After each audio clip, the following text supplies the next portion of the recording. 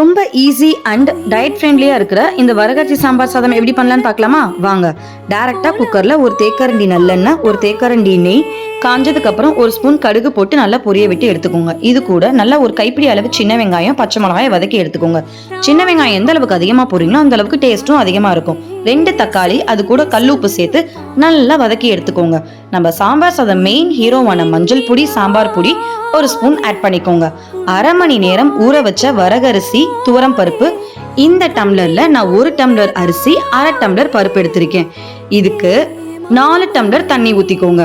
1:4. இதை கூடவே கொஞ்சமா புளி தண்ணி ஆட் பண்ணிக்கோங்க. ஸோ தட் டேஸ்ட் இன்னும் சூப்பரா இருக்கும்.